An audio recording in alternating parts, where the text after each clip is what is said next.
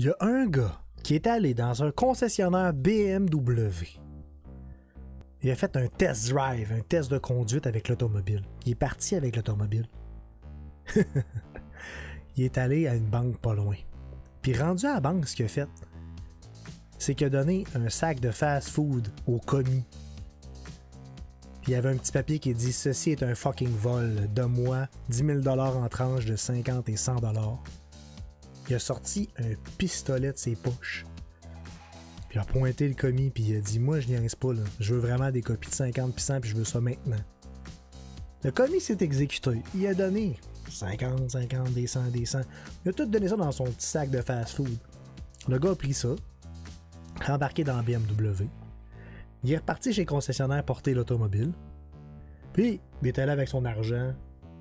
J'ai de l'argent, je vais m'en acheter, je vais l'acheter la voiture, je vais en acheter une voiture. Fait que, il est allé aux finances, ils sont allés dans le bureau pour y vendre l'automobile, c'est quand même de l'argent, tu sais. Fait qu'ils ont eu un appel. Un appel comme de quoi qu'une de leurs voitures qui avait servi de faire un vol de banque juste avant. Il est arrêté. Ça n'a pas été long, la police a débarqué puis ils l'ont arrêté. Si on résume ça, le gars il est allé dans un concessionnaire automobile, emprunter un véhicule pour faire un test de conduite. Il est allé braquer une banque avec un véhicule de test de conduite pour être capable de repayer ce même véhicule-là avec l'argent qu'il a volé à la banque.